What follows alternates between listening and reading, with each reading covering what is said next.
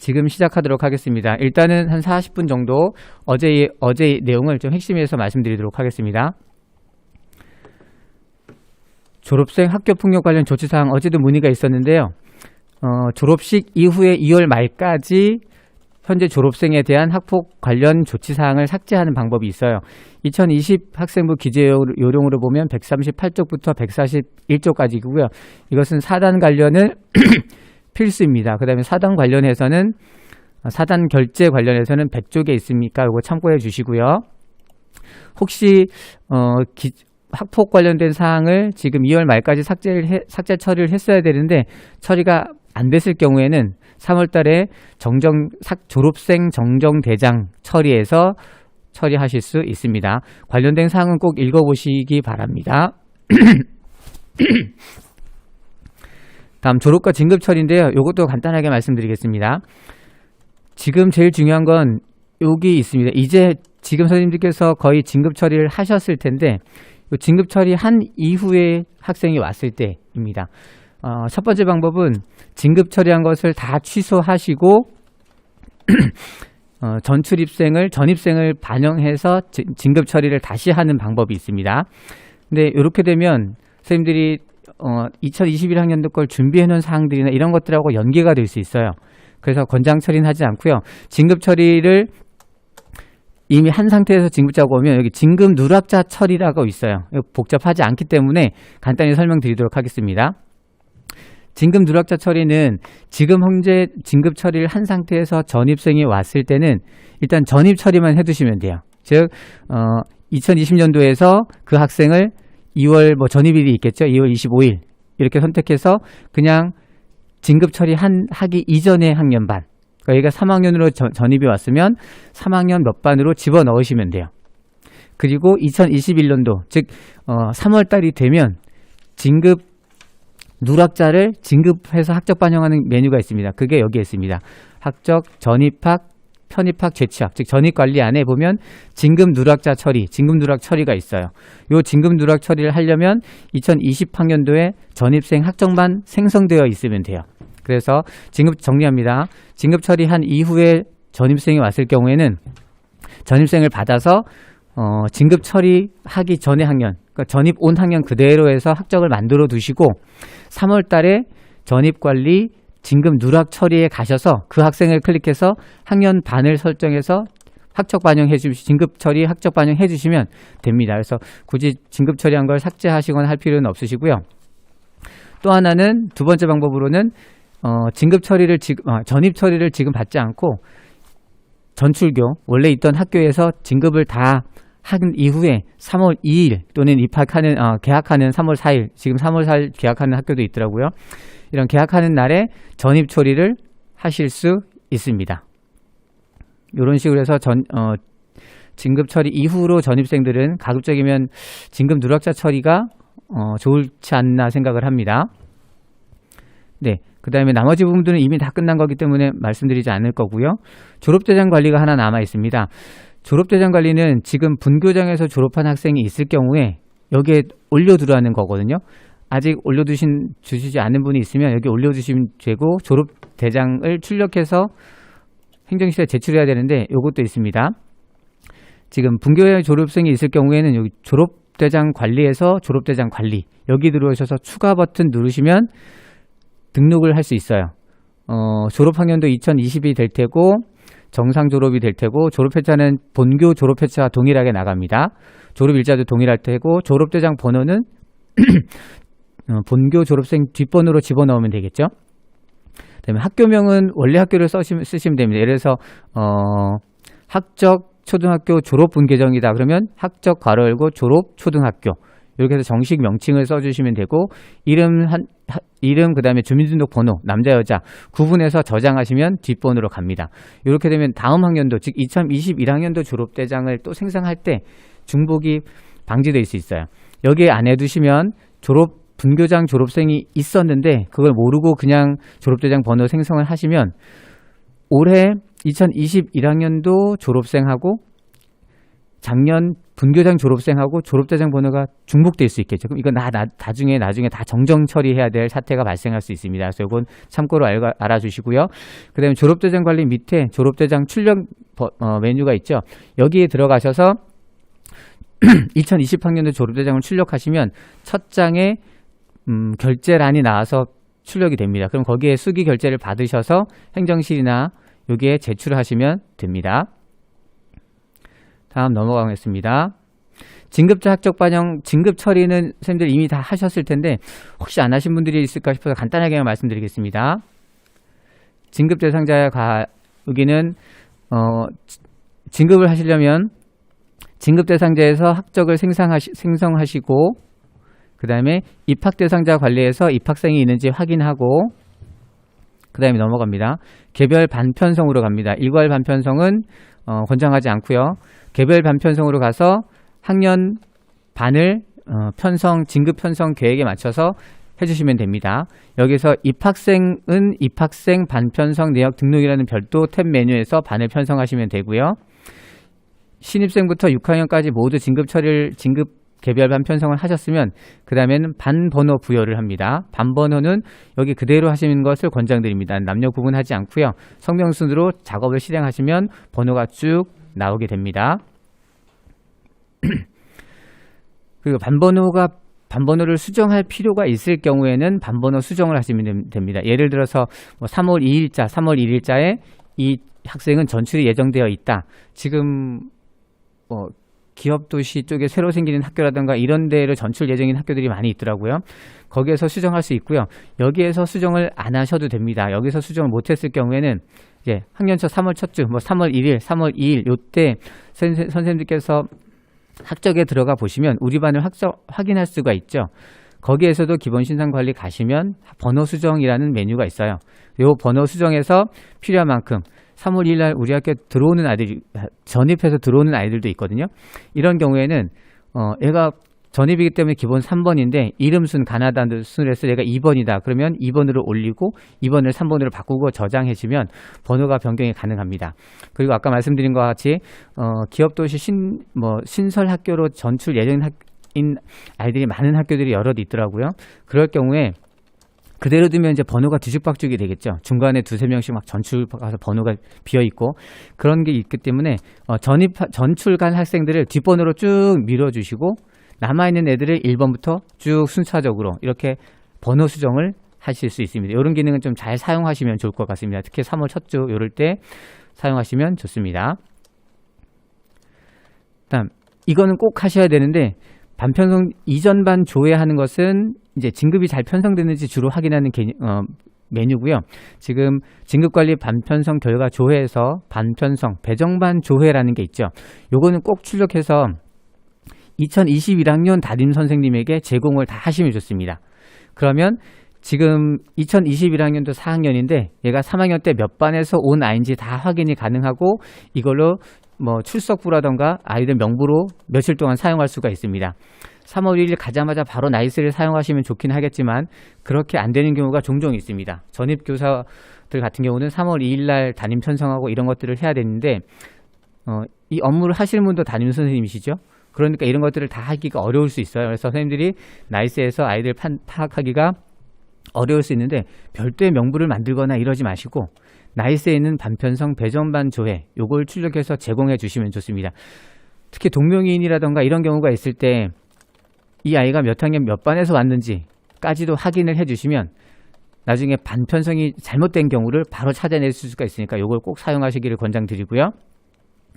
지금은 여기까지 다 하고 이제 진급자 학적 반영을 하신 상태죠. 대부분 진급 처리를 하신 상태에서 이제 아마 학적 반영까지도 하셨을 거고요. 학적 반영 취소를 하시려면 여기서 안 되고 상신함에 가셔서 이 진급 처리한 공문을 취소 상신을 하셔서 돌려야 됩니다. 근데 그거는 많이 권장하지는 않는 상태고요. 그래서 여기에서는 학적 반영 다 되신 상태일 테고 여기 입학 일자가 2021년 3월 1일 이렇게 되어 있는 경우에는 입학 일자를 2021년 3월 2일로 바꿔주셔야 되죠. 결제 취소하거나 이럴 필요 없으시고 날짜만 바꾸시고 여기에서 이제 버튼이 학적 반영을 다 하신 상태에서는 여기에들은 입학일자 변경이라는 버튼이고요. 여기는 학적 반영일자 변경이라는 버튼으로 바뀌어 있을 거예요.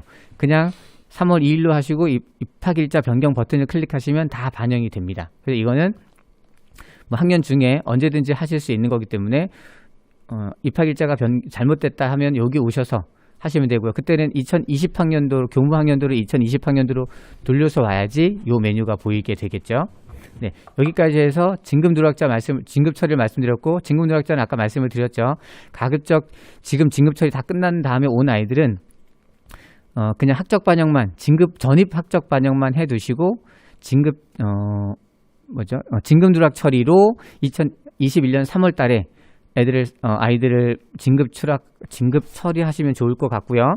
또는 3월 2일자나 3월 2일에 3월 1일자로 아이들을 전입 처리할 수도 있겠죠. 즉 전입학교에서는 3월 2일자로 요청하고 전출학교에서는 3월 1일자로 보내는 이런 것들을 하실 수가 있습니다. 네, 이렇게 해서 진급까지 다 말씀을 드렸고요.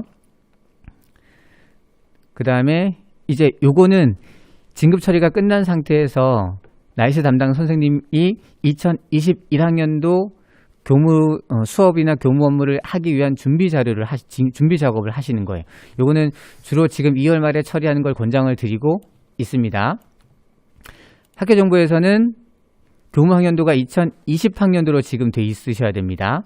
요거는 이제 3월 2일자에 가셔서 2021학년도 1학기 1학기로 이제 바꾸시는 거고요.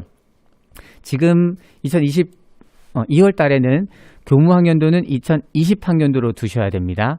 이 상태에서 교육과정이나 이런 것들을 선생님들이 하셔야 되고요. 여기서 자료 오류 삭제가 있는데 선생님들께서 학기 시작일, 학기 종료일을 교육계획서에 맞춰서 하셨을 텐데 교육계획서 하시면서 바뀔 수가 있어요. 작년 코로나도 마찬가지고요. 이렇게 학기 종료일과 학기 시작일이 바뀌는 경우가 있으면 여기 수정하신 다음에 반드시 자료 오류 삭제를 클릭하시면 되겠습니다.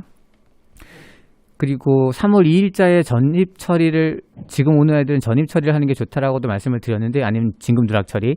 이제 입학생의 경우에는 조금 다를 수가 있어요. 여기 지금 학교 정보에서 학생 자료 개별 삭제 요 메뉴가 있는데요.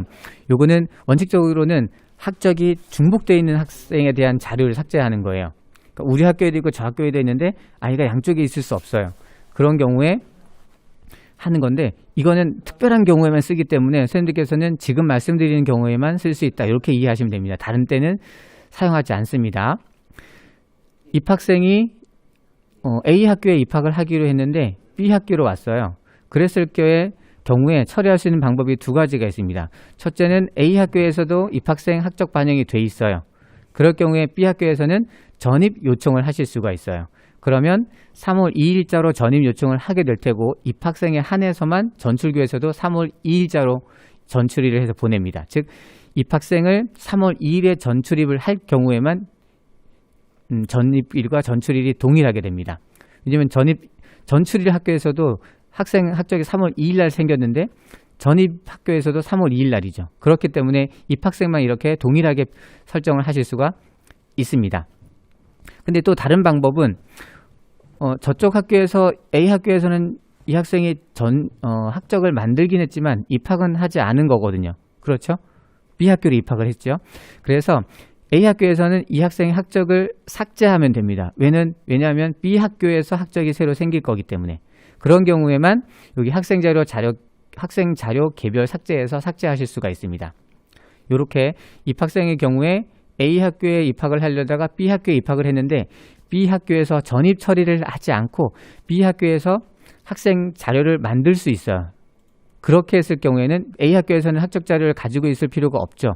이럴 때 그 학생의 자료를 삭제할 때 이때만 사용을 합니다. 그리고 3월 2일에 입학생이 왔을 때 그 학교에서는 요거 하나 보여드리도록 하겠습니다. 연결되는 거라서.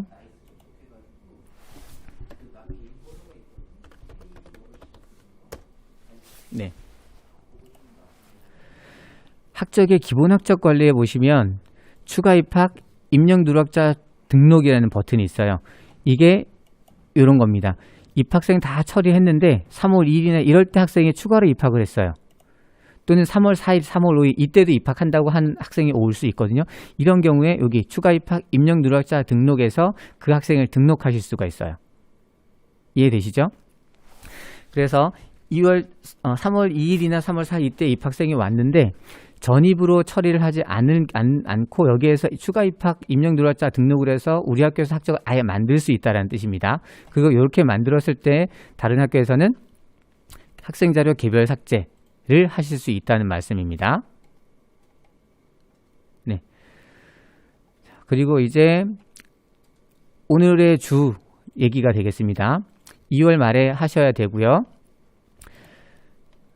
지금 진급 처리가 됐고 했을 때 교무 학년도는 2020학년도 2학기고요. 수업 학년도는 2021학년도 1학기입니다. 이때 제일 먼저 하실 것은 편제 및 시간 배당입니다. 지금 교육과정에서 보면 편제 및 교과가 있고요. 담임 편성 및 관리 및 교과 개설이 있고요. 학사 일정이 있어요. 여기까지를 나이스 담당자가 하시는 겁니다. 그리고 요 나이스 담당자가 이 업무는 2월 말에 기본적으로 다 세팅을 해두시고 3월 2일에는 선생님들께서 바로 업무를 들어가실 수 있게 하는 게 이번 2월 달에 하시는 업무거든요. 그리고 이것은 순서대로 하는 게 가장 좋습니다. 먼저 편제 및 교과에서 편제 및 시간 배당입니다. 여기에서는 들어가시면 조회하시고 학년에 여기에서 자동 등록 버튼을 누르시면 교과는 자동으로 들어와요. 공통교육과정으로 해서 교과가 자동으로 들어오는데 창의적 체험활동은 들어오지 않습니다. 그래서 첫 번째 교과는 자동 등록으로 등록하시고 그 다음에 창의적 체험활동은 등록 버튼을 클릭하셔서 창의적 체험활동 누르시고 여기에 실수는 8 이렇게 해서 임의 숫자를 집어넣으시면 돼요. 그리고 나서 저장하시면 이제 교과와 창의적 체험활동 교과가 생깁니다. 이거는 학년별로 다 따로 설정해서 일괄적으로 등록이 안 됩니다. 1학년 끝나시고 2학년 하시고 이런 식으로 해서 1학년부터 6학년까지 다 등록을 하시고 그럼 아까 창체라나 요거는 실수는 지금 임의로 넣었잖아요. 교과도 마찬가지거든요. 1학기, 2학기 실수를 바꿔야 되는데 그거는 학년 교육 과정이 다 완성된 다음에 3월 달에 담임 선생님이나 편제 담당하시는 분이 그 확정된 편제에 맞춰서 실수를 수정하시면 됩니다. 지금은 정확한 실수가 아니고 등록 처리만 하시면 됩니다. 네. 그 다음에 편제가 다 해서 교과가 다 편제가 됐으면 그 다음에 담임 편성 관리 및 교과 개설로 오십니다. 여기에서는 현재 우리 학교에 재직 중인 분에 대한 담임교사 편성을 하시고요. 그리고 교과 개설을 하는 겁니다. 지금 여기에서는 네. 그래서 담임교사 편성해서 1학년 담임선생님, 2학년 담임선생님 이런 분들 다 넣어주시면 되고 없는 분들은 3월 2일자에 날스의 인증서가 온 다음에 하시면 됩니다.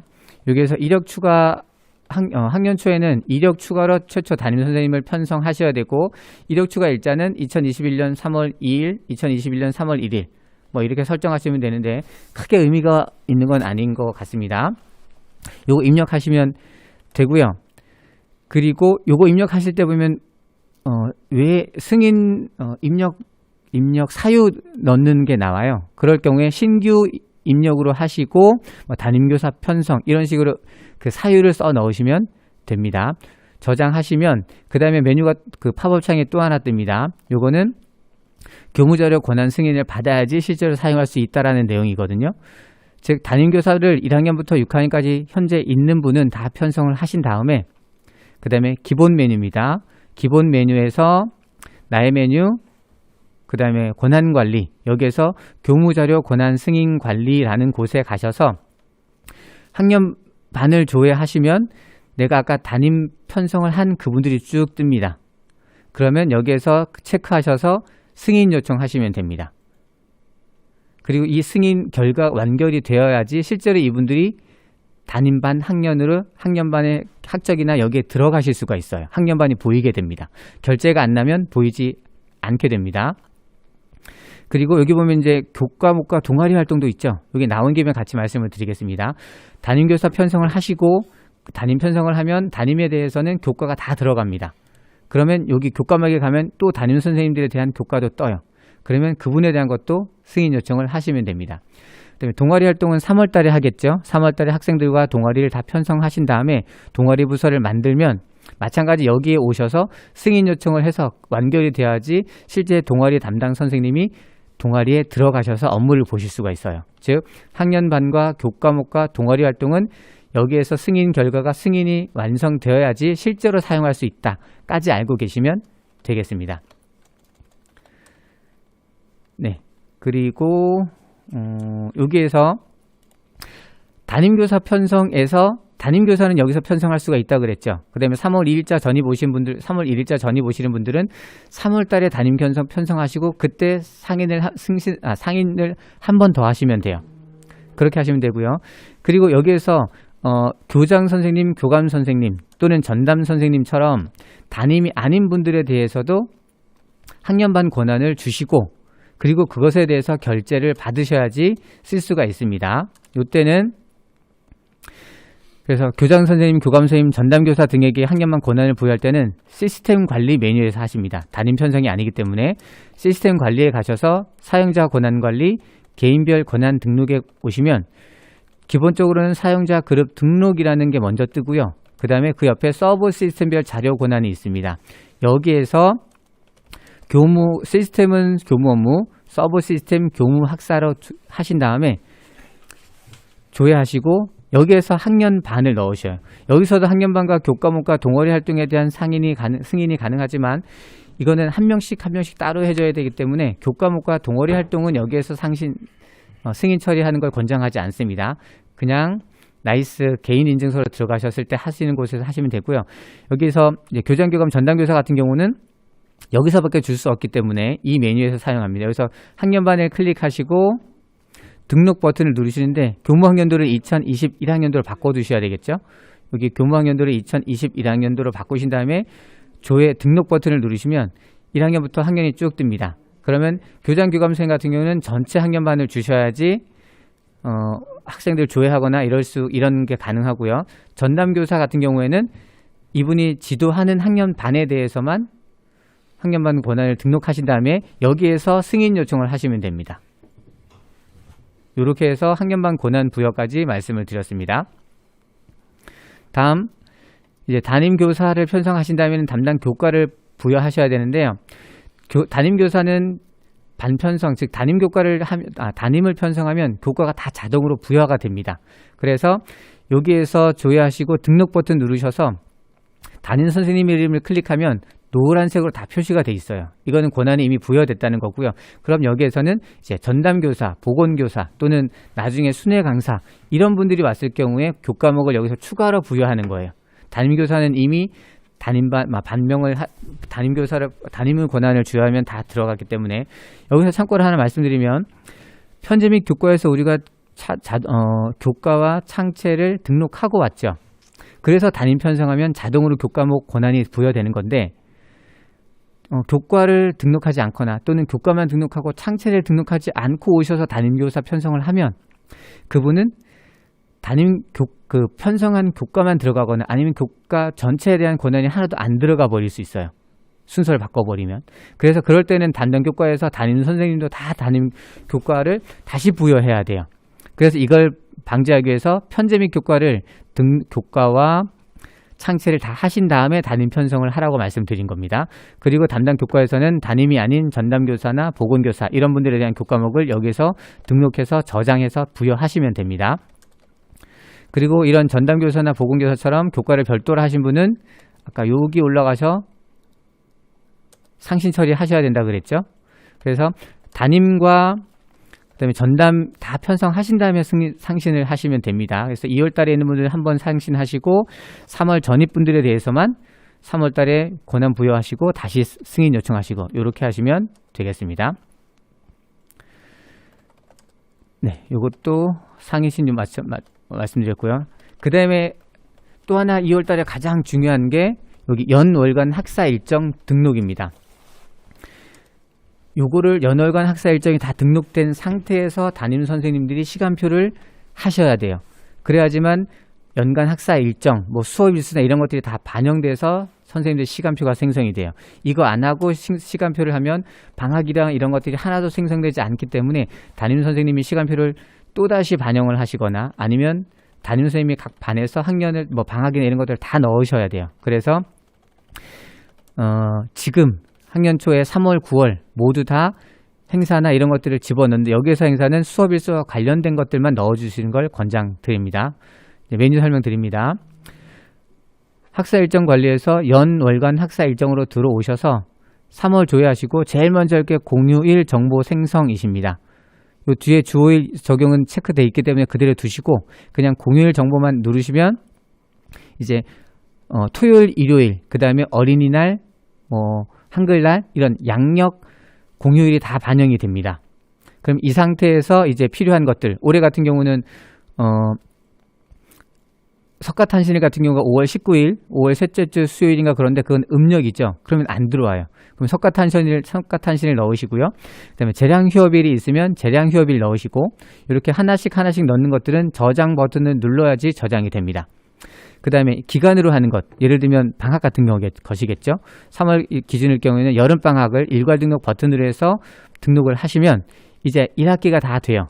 여기에다가 연합수련회 이런 것들 같은 경우는 안 넣는 게 좋습니다. 시간표에 반영이 되는 거기 때문에 그거는 넣지 마시고 수업일수에 관련된 공휴일, 재량휴업일, 여름방학 이런 것들만 넣으시면 되고요. 그다음에 3월 달에 관련해서 다 넣으시면 이제 9월로 조회하셔서 2학기에 있는 추석도 음력 명절이죠. 추석 넣으시고 설날 넣으시고 그 다음에 재량휴업일 있으면 넣으시고 그리고 겨울방학 또는 학년말 방학은 일괄 등록으로 넣으시고 이렇게 해서 1년치를 다 넣으셔야 됩니다. 학교에 따라서는 1학기만 넣으시고 2학기 돼서 9월 기준에 넣으시고 있는데 그러면은 수업 일수가 확보가 제대로 안 될 수 있어요. 그래서 지금 2월 달에 3월, 9월 기준에서 1년치를 모두 등록하시는 게 좋고요. 그리고 그게 등록이 되셨으면 연간 수업 일수 확보 계획표에 가셔서 실제로 월별 수업 일수와 1학기 수업 일수, 2학기 수업 일수, 1년 총 수업 일수를 확인하셔야 돼요. 근데 이것은 연간 수업 일수 확보를 하려면 이 계획표를 보시려면 학년반 권한이 부여된 상태여야지만 이게 학년을 조회하실 수가 있어요. 아직 결제가 만약 학년반 결제가 아직 안 났다고 하면 이 연간 수업 일수 확보 계획표는 결제가 나신 다음에 조회가 가능하고요. 학교 행사가 지금 우리 학교 행사가 없다라고 하면 이 연간 학사 일정 메뉴에서 학교 행사 등록에서 추가 버튼 하셔서 학교 행사를 추가하실 수 있습니다. 그다음에 일괄 등록은 말씀을 드렸습니다. 네. 자, 그러면 지금 여기까지 설명을 드렸고요. 지금 제가 사진 파일하고 왔다 갔다 했는데요. 밑줄 친 게 보면 선생님 연수 자료에서 보시면 이렇게 파랗게 밑줄 친 부분이 이게 하이퍼링크가 걸려 있어요. 그래서 여기에서 담당 교과 개설 클릭하시면 아까 담당 교과 개설하는 화면, 설명 화면이 다 나오기 때문에 이렇게 확인하시면 되고요. 올레이치로라는 걸 클릭하면 올레이치로 돌아옵니다. 이렇게 해서 선생님께서 사용하시면 될 것 같고요. 그 다음에 연간 수업 일수 확보 계획까지 말씀을 드렸고요. 그 다음에 이제 여기 기초시간표부터 여기부터는 3월에 담임 선생님이 수행을 하시는 거예요. 그 다음에 3월에 담임 선생님이 수행을 하시려면 이때 3월 달에 3월 1일 또는 3월 2일에 아까까지 연간 학사 일정까지 넣으신 다음에 교무학년도 수험학년도 모두 2021학년도 1학기로 설정을 해 두시면 그러면 이제 3월 2일이나 3월 3일부터는 담임 선생님께서 시간표부터 해서 쭉 하실 수가 있게 됩니다.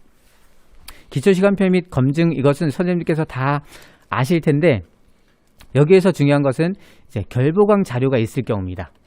결보강 자료가 있을 경우에는 검증 및 반영이 되지 않아요. 즉 예를 들어서 3월 5일 날 결보강이 생겼다 라고 했을 경우에는 3월 1일부터 3월 4일까지 한번 반영을 해주시고 기초시간표를 그 다음에 3월 5일은 결보강이 있으니까 생략하시고 3월 6일부터 학기 말까지 한번 또 반영하시고 이런 식으로 분리해서 반영을 하셔야 돼요. 요거 기억하셔야 되고요. 그 다음에 3월 2일이나 3월 3일 되면 벌써 결보강이 있을 수 있어요. 출장이나 이런 것들도 있고 개인적인 일이 있을 수 있기 때문에 결보강을 처리하셔야 되는 상황이 발생합니다. 그래서 2월 달에 이 위에 단계를 다 끝내셔야 된다는 거예요. 그래야지 3월 2일, 3월 3일이 되도록 그때도 결보강이 생기면 바로 등록을 하실 수가 있습니다. 그래서 요거는 학사 일정까지 담임하고 편성 요거는 3월 2일까지 다 해주시고 전입 선생님도 3월 2일 날은 3월 1일 또는 3월 2일 날 날수 확인하셔서 다 담임하고 교과 정도는 기타 다른 권한은 좀 뒤에 부여한다고 하더라도 이건 다 먼저 해두시는 게 좋습니다. 그 다음에 반별 시간표는 선생님들께서 쭉 사용을 하시게 되는데, 이 기초 시간표 반영하신 다음에 반별 시간표는 가급적이면 학기별 시간표가 좋습니다. 학년 말에 선생님들께서 해보신 분들은 아시겠는데, 1학기, 2학기 편제와 이것을 확인하도록 되어 있는데, 반별 시간표에는 1, 2학기 편제를 별도로 확인할 수가 없어요. 그냥 통으로 1년을 확인할 수 있기 때문에 1, 2학기 이게 좀 어려울 수 있어요. 그래서 반별 시간표, 학기별 시간표 관리해서 시간표를 쭉 정리하시거나 이런 것들을 권장드리고요. 또 반별 시간표는 1, 2학기를 선생님이 바꿀 수가 없고 담당 선생님이 학기를 바꿔줘야 되지만, 이 학기별 시간표 관리는 담임 선생님이 1, 2학기를 언제든지 수정해서 처리하실 수가 있어요. 요거까지 참고로 알고 계시면 좋을 것 같습니다. 그 다음에 자료 반영은 3월 2일자 전출생이 있는 경우에, 작년에 자문이 많이 들어왔었는데요. 3월 2일자로 전입 요청을 해서 3월 1일자로 보내게 되면 학년반 담임 이름이 빈 걸로 공란으로 가는 경우가 종종 있습니다. 이것은 3월 달에 학생부가 생성되지 않았기 때문에 그런데요. 담임 선생님은 학생부에서 자료 반영하시는 거 아시죠? 이걸 3월 달에 바로 하셔도 되고요. 이게 어느 정도 한두 달 지나고 나면 이것저것 선생님께서 출석도 출결도 하고 하기 때문에 이게 자동으로 생기는데, 지금 3월 1일, 3월 2일에는 이게 안 생긴 상태예요. 그래서 담임선생님이 이걸 하셔야 되는데 이걸 하시기가 어렵거든요. 그래서 이런 경우에는 담당, 즉 전출입 담당 선생님께 전출 자료를 보낼 때 요 화면이 뜨거든요. 전출 자료를 보낼 때 3월 2일자, 3월 1일자 이렇게 학년 초에 갈 경우에는 학교생활기록부 생성이라는 버튼을 꼭 눌러서 전출 자료를 보내드려라 라고만 말씀드려 놓으시면 돼요. 그러면 전출 담당 선생님이 전출 자료를 보낼 때 요거 클릭해서 보내면 학년반 담임이 다 들어가서 갑니다. 그래서 요거 클릭해서 보내라 라고 말씀해 주시면 담임 선생님이 별도로 자료 반영 오셔서 학생부를 반영하지 않으셔도 상관없어요. 네. 그 다음 발령전 임시교원 등록은 선생님들께서 지금 전입 예정 선생님을 발령전 임시교원으로 가지고 와서 또 말씀드리겠습니다. 이거는 시스템 관리, 사용자 관리라는 메뉴에 있는 발령전 임시교원 등록 메뉴에서 하는 겁니다. 여기서 임시교사를 등록해서 권한을 넣고 그 권한을 실제로 발령받는 분한테 이양을 하고, 이양을 하신 다음에는 임시교사 등록한 걸 다시 삭제하고 이렇게 하실 경우에 이걸 사용하실 수가 있는데 좀 복잡한 게 있어서 저는 이건 별로 권장하지 않고 3월 2일에 발령이 나면 그때 담임하고 이런 것들을 주시면 된다라고 말씀을 드렸고요. 임시교사로 처리하셔도 됩니다. 그다음에 사용자 가져오기 기능으로 하시려고 하는 분들이 그런 선생님들이 계세요. 지금 전입 예정자 선생님을 사용자 가져오기를 통해서 가져온 다음에 지금 권한을 다 먼저 드리면 어떤가? 가능할 수 있습니다. 그런데 문제는 지금 3월 1일자 발령인 분들이 우리 학교로 인사이동을 하신 다음에 실제 나이스가 3월 1일 또는 3월 2일 날 인증서가 오죠. 이때 가지고 있던 권한이 싹 삭제되고 오도록 설계가 되어 있어요. 근데 사용자 가져오기를 해서 미리 권한을 주시게 되면 이전에 있던 권한이 그대로 다 와요. 이전 학교 권한이 그대로 사용자 가져오기에 딸려오고요. 그 다음에 이번에 우리 학교에서 받은 권한에 이걸 다 드렸어요. 근데 3월 2일 날 들어가 봤을 때 이분 인증서에 있는 권한이 다 남아있을지, 아니면 세팅돼서 온다고 그랬잖아요. 우리 학교에서 준 권한은 남아있고 전출교 이전에 있던 근무지에서 권한 받은 것만 날아가서 올지, 아니면 이전 학교랑 이번에 권한 부여한 거랑 다 날아갈지 알 수가 없어요. 네, 그래서 이거는 어떻게 되는지 제가 모르고 아직 그런 경우가 별로 없어서 이번에 자문 들어와서 이거 하신다는 분이 계셨을 때는 하신 다음에 3월 2일자나 이때 확인해서 권한이 그대로 남아있는지 혹시 삭제가 되는지 이런 것들은 좀 저한테 오히려 좀 피드백을 해달라고 제가 요청을 드린 상황이에요. 그래서 사용자 가져오기를 통해서 권한을 다 드려라라고 제가 드릴 수 있지만 그렇게 해서 다 날아갈 수도 있기 때문에 제가 그걸 권장드리지는 않고 있습니다. 네. 그 다음에 일단 올라가고요. 네, 개인별 권한 등록. 이제 이 권한은 간단한 것만 말씀을 드릴게요. 지금 3월 5일, 6일쯤에 마찬가지로 교육과학정보원에서 권한관리에 대한 나이스 연수를 할 예정에 있어요. 그래서 그때 좀 자세히 말씀을 드릴 거고요. 지금 선생님들께서 하실 것은 개인별 권한 등록이라는 시스템 관리 개인별 권한 등록에서 학년 반을 드렸을 테고요. 그 다음에 여기 사용자 그룹에서 기본적으로 담임 업무, 그러니까 초담임, 뭐 요런 가장 기본적인 것들, 요런 것들을 먼저 주시면 되고요. 그 다음에 또 하나는 그걸 주셨다고 하더라도 사용자 그룹 등록에서 초담임이라는 권한을 드렸어도 여기 서브 시스템별 자료 권한 있는 곳에서 여기 학교 권한을 주지 않으시면 그분이 여기 들어올 수가 없게 돼요. 그래서 사용자 그룹 권한에서 간단한 필요한 권한들을 먼저 주신 다음에 그 다음에는 서브 시스템별 자료 권한으로 오셔서 조회하시고 여기에서 등록 버튼을 누르시면 학교 조직을 등록하실 수가 있어요. 요거까지 등록하셔야지 선생님들이 실제로 권한을 받으신 거고 사용하실 수 있게 된다. 요거 간단하게 요거까지만 말씀을 드리겠습니다. 요 관련해서 궁금하신 부분은 3월 5일 예정되어 있는 연수를 활용하시거나 아니면 나이스 자문단에게 개별 연락을 해주시면 안내를 드리도록 하겠습니다. 네. 그 다음 기본 신상이나 이런 것들은 이제 선생님께서 쭉 하시면 되고요.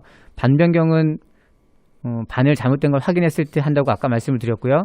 추가 입학 임용 누락자도 말씀을 드렸습니다. 입학 대상자가 다른 학교인데 우리 학교로 왔을 때 그때 전입학으로 처리하거나 아니면 추가 입학으로 해서 학적을 아예 새로 만들 수도 있다 말씀을 드렸고요. 자율활동 누가 기록은 그냥 단순한 나열, 예를 들어서 학교폭력 예방교육 이렇게 쓰지 마시고 개별하던 활동을 누가 기록하는 것을 권장하고 이거는 학업성적관리위원회에도 또는 학업성적관리 규정에도 반영이 돼야 된다는 뜻이고요. 참고로 보시면 자율활동 누가 기록을 모든 걸 쓰는 게 아니고요. 이렇게 특기사항이 할 만한 것들만 특기사항 쓰듯이 자세하게 쓰는 게 좋다. 이렇게 이해하시면 되겠습니다. 봉사활동은 반대입니다. 봉사활동은 특기사항 형식으로 입력하면 안 되고요. 즉 얘가 여기서 봉사활동에 잘했다 잘못했다 이런 걸 쓰는 게 아니고 봉사활동은 그대로 이렇게 뭐 교내 쓰레기 줍기, 학교 주변 환경정리 이런 식으로만 써주셔야 돼요. 이거는 특기사항 형식으로 입력하지 않습니다. 그리고 부서 만들기는 3월달에 하시죠. 3월달에 부서를 다 만드실 때 동아리 담당 부서가 하기도 하고 담임 선생님이 각자 자기 부서를 만들 수도 있겠는데 이 학년 여기에서 동아리를 만든 다음에는 마찬가지로 교무자료 권한 승인 관리에서 승인되어야 된다. 승인되어야 사용할 수 있다고 말씀드렸고요. 여기에서 하나 더 말씀드릴 것은 동아리 활동 기록 담임용이라는 메뉴가 있어요. 여기에서 내가 맡은 동아리에 있는 아이들의 특기사항을 써주는 메뉴인데 담임 선생님께서 우리 반 아이들에 대해서 동아리를 운영하신 경우에는 이것을 사용하지 않는 게 좋습니다. 실제로 보면 담임 선생님께서 동아리 활동 기록에다가는 쓰셨는데 이걸 학생부 자료에 가져오지 않는 바람에 다 누락돼서 정정대장을 작성해서 정정한 학교가 작년에도 몇 군데가 있었어요. 그리고 이번 연말에도 학생부 점검에서 원격 지원을 해드렸더니 실제로 동아리 활동에다가는 기록하셨는데 학생부 자료에 안 가지고 와서 또 누락된 게 여러 건 발견이 됐어요. 그래서 담임 선생님께서 내반을 할 때는 동아리 활동 기록에다 하지 마시고 그냥 학생부 자료 기록에다가 바로 쓰시면 돼요. 그걸 권장하고요. 그럼 이건 언제 사용하느냐? 여러 학년이나 여러 개 반이 동아리를 편성했기 때문에 내가 맡은 아이들이 우리 반뿐만 아니고 다른 반 아이들도 있어요. 그럴 때 여기다가 써두시면 각 담임 선생님들이 이걸 가져간다는 뜻이에요. 그래서 내가 우리 반만 한다라고 하면 여기 쓰지 마시고 그냥 학생부 자료 기록에 바로 작성을 하셔라. 이렇게 권장드립니다. 이런 것들은 좀 보시면 돼요. 여기 진로활동 누가 기록이 있는데요. 요거는 어제 선생님께서 강의하시는 이영인 선생님께서 말씀하셨는데 진로 누가 기록이나 학생부 자료 기록에 보면 요게 뜹니다. 이렇게 진로활동 특기사항 하는 란이 있고요. 진로 희망 분야를 넣을 수도 있는데 여기에서 선택사항이라는 건 학생들이 선택할 수 있다는 뜻이에요. 학생이 나는 진로 희망을 했으니까 적어주세요. 나는 진로 희망을 아직 못 정했어요. 이걸 선택할 수 있다는 거고요. 담임 선생님께서는 진로 희망 분야나 직업명을 선택한 학생들은 이런 식으로 뭐 상담 전문가가 되기를 희망한다던가 뭐 이런 식으로 써주셔야 되고 진로 희망을 못한 아이들은 안 써주시는 거예요. 왜냐하면 학생이 진로를 선택하지 않았으니까. 근데 어떤 곳에서는 이게 담임 선생님 선택사항인 줄 알고 우리 반은 그냥 진로 희망은 다 안 쓸래 이렇게 하시는 경우가 있는데 그거는 아니다라는 거 꼭 알고 계셔야 되겠습니다. 그 다음에 성취평가 기준은 성취평가 기준을 뭐 변경할 수 있는 건 이건 거의 사용하지 않고요. 내가 있는 원래 성취평가가 있는데 성취 기준이 있는데 그걸 우리 학년 또는 우리 학급에서는 조금 다르게 변경해서 입력을 해서 써야 되겠다라고 할 경우에 평가 준거 성취 기준이라는 걸로 이제 바꿔주는 겁니다. 거의 사용하지 않는 것 같고요. 평가 선행 작업은 여기에서 반별 평가 설정을 클릭하시면 각 반별로 다 따르게 할 수 있다는 거고요. 이걸 설정하지 않으시면 그냥 학년별로 다 하나씩 설정한다. 이것만 알고 계시면 될 것 같습니다. 그 다음에 평가를 다 하신 다음에 평가 계획을 다 하신 다음에 마감은 하셔야 돼요. 여기 평가 계획안 마감이라는 곳에 오셔서 마감은 하셔야 되지만 승인은 필수가 아닙니다. 그래서 승인은 하셔도 되고 안 하셔도 돼요. 단위 학교에서 설정하시면 되고요. 평가 계획을 다 해서 마감을 했는데 추후에 보면 작년에도 여러 건 있었습니다. 뭐 오타도 있고요. 또는 뭐 항목을 빠뜨린 것도 있고 이렇게 해서 평가 계획을 수정해야 될 경우에는 마감을 풀고 하시면 되고 이게 평가 계획 자체가 변경된 경우에는 학업성적관리위원회 시비를 하셔야 되고 학업성적관리위원회는 이미 통과된 건데 입력 과정에서 단순 누락됐다라고 하면 마감만 푸시고 수정하시면 되고 다시 마감을 하시면 됩니다. 승인은 필수가 아니라는 거 말씀드렸습니다. 관찰 내용 관리는 요거는 저희가 이거 연수하기 전에 도교육청 장학사님하고 저희 자문단 그다음에 생활기록부 하시는 또 팀이 있어요. 그분들하고 같이 협의를 했었는데 이 나이스의 방향을 좀 알고 계시면 좋을 것 같아요. 나이스에서 특기사항을 교과든 창체든 이 특기사항을 기록한다라고 하는 것은 행동특성인 종합의견도 마찬가지입니다. 그 특기사항에 대한 근거를 요즘은 강조하고 있습니다. 그래서 선생님께서 교과별 세부능력 및 특기사항을 하실 때도 수행평가만 넣는 게 아니고 얘가 수업 태도가 어떤지도 넣으시잖아요. 그러면 그것에 대한 근거 자료도 앞으로는 있어야 되고 계속 확인하는 것이 강화된다는 뜻이에요. 그 방향으로 가고 있어요. 그래서 선생님께서는 얘가 수업 태도라던가 이런 것들을 넣으셨다라고 하시면 여기 성적에서 관찰 내용 기록에 오셔서 그 내용에 대한 것들 근거 자료를 두시는 게 가장 좋다라고 말씀을 드립니다. 어떤 곳에서는 이 수첩이나 이런 것들에 적어놓은 것들은 인정을 한다 안 한다까지도 이야기가 나와 있었는데 우리 강원도 교육청에서는 이런 것들에 대해서 선생님들 자율로 정한 부분이 있어서 그런 것들도 있긴 있지만 이제 연도가 바뀌거나 이런 경우에는 근거를 찾기가 어렵거든요. 그래서 여기 나이스에다가 넣어두시면 학년도가 바뀌고 몇 년이 지나도 다 근거 자료가 남아있다. 그래서 이것을 사용하면 좋다라는 겁니다. 반드시 의무로 이것을 꼭 기록해라 라는 건 아니지만 앞으로는 특기사항에 대한 근거 자료는 계속 확인하고 강조하는 상황이라는 걸 생각하시면 여기에 넣어두시는 것도 괜찮다라고 생각이 됩니다. 보건의 인적사항 생성은 어제 말씀을 드렸던 건데요. 요거 만들어두시면 학년반 담임 이름이 여기에 들어갑니다. 그래서 요거는 한번 눌러주시면 된다. 이렇게 이해하시면 되겠고요. 전출입은 3월 달에 많이 생기기 때문에 전출입은 단계별로 간단히 말씀을 드릴게요. 제일 먼저 전입을 하려면 전입학교, 즉 전입학교에서 여기 등록 버튼을 누르시죠. 여기 등록에서 학생을 등록하시고 여기 보면 비밀 전입 여부가 하나 있습니다. 요거는 가정폭력이라던가 아동학대 피해자 이런 걸 알 경우 이거는 전입하는 학생이나 학부모께서 학부모가 학교에다 얘기를 해주실 거예요. 그러면 그 내용을 학적 담당 선생님이 전달 받으셔서 이 전입 학생을 등록할 때 반드시 비밀 전입 여기에 체크를 하시고 등록을 하셔야 돼요. 네, 그렇게 등록을 하시면 되고요. 요게 전입학교고요. 그 다음엔 전출학교에서는 이 전입의 자료 요청이 되면 아이들 전출 자료에 아이가 뜨죠. 그럼 여기에서 지금까지 작성된 자료를 다 해서 전입 학교에다가 보내줘야 되는데 3월 2일자 같은 경우는 여기 학교생활 기록부 생성이라는 걸 꼭 눌러서 보내드리라고 아까 말씀을 드렸고요.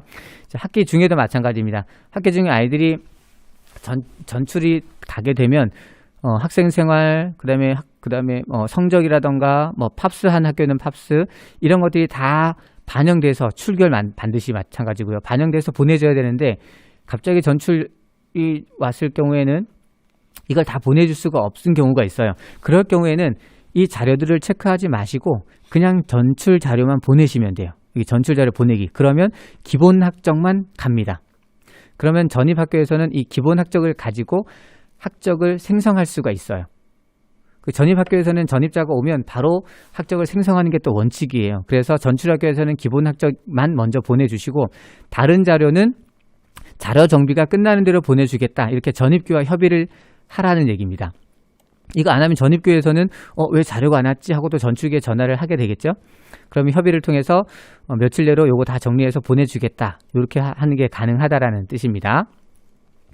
그리고 이제 자료 정비가 다 완료가 됐어요. 예를 들어서 전체는 뭐 한 날에 보냈고 요거 두 개만 자료를 정비해서 며칠 후에 보낸다. 그럴 때는 요거 두 개만 클릭해서 전출 자료 보내기 하면 요거 두 개만 추가로 갑니다. 이해되시죠? 기본 학적은 반드시 전입 요청이 전출 자료 요청이 온 날 바로 보내주는 게 가장 좋고요. 나머지 자료도 준비되는 대로 보내주시면 된다.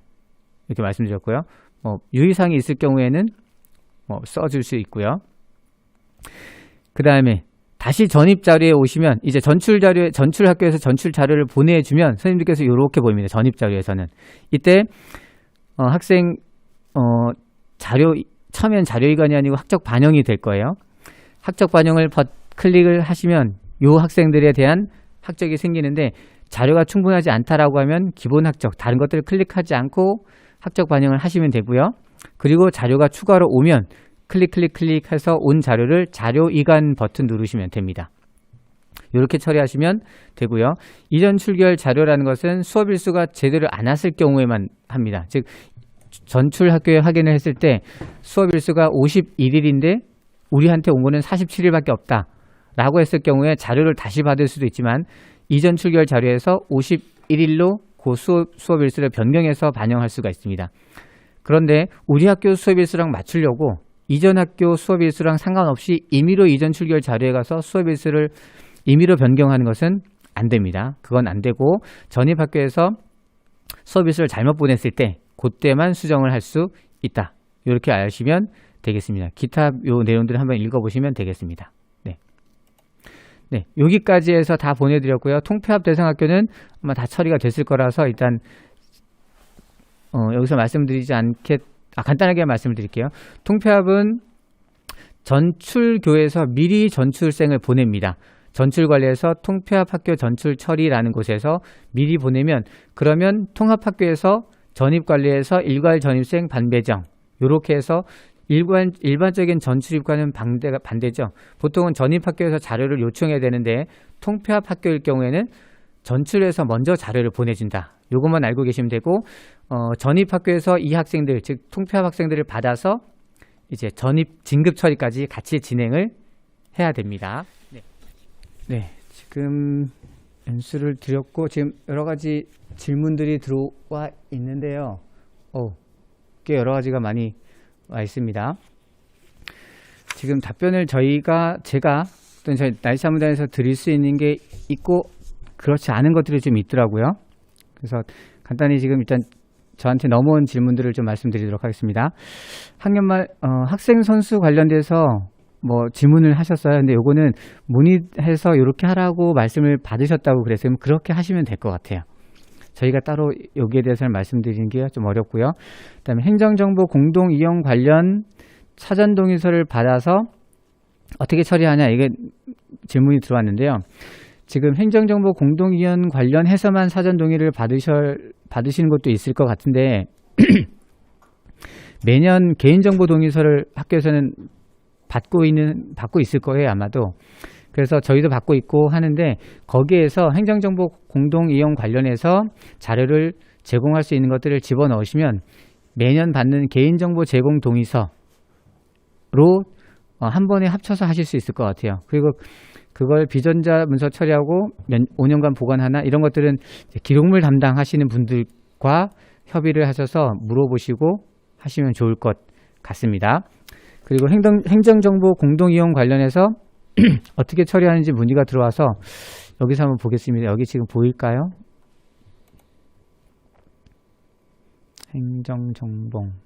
행정정보가 학적에 있는데 네, 학생 주소 연계 이거고요. 여기에서 조회하시면 이렇게 떠요.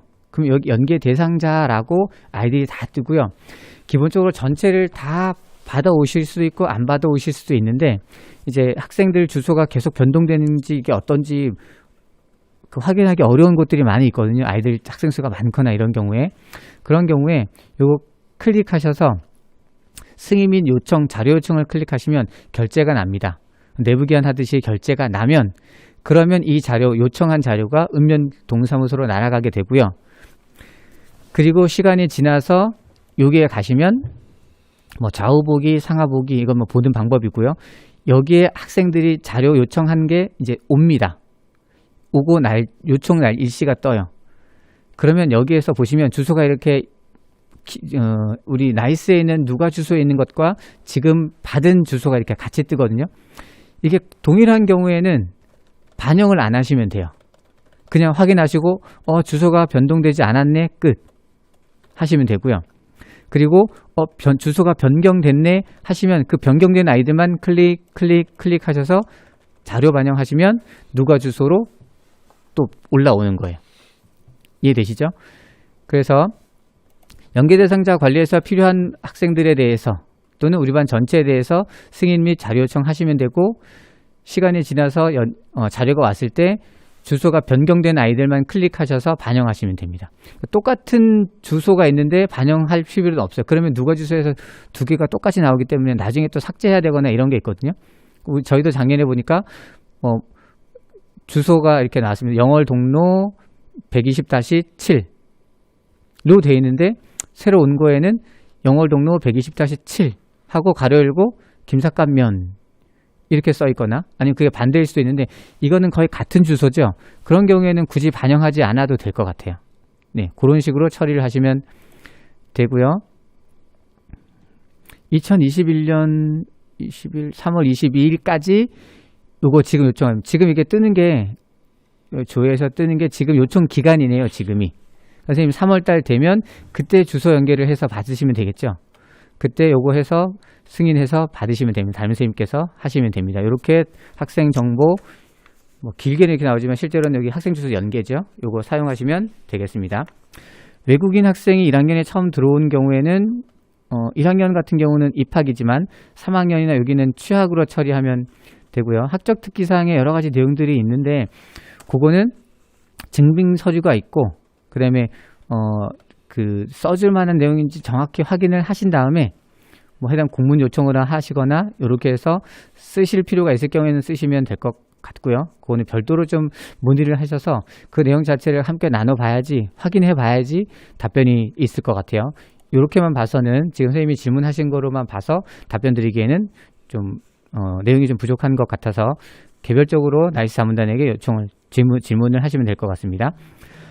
학교 관리자 인증서 관리는 실질적으로 어떻게 하나 이렇게 물으셨는데요.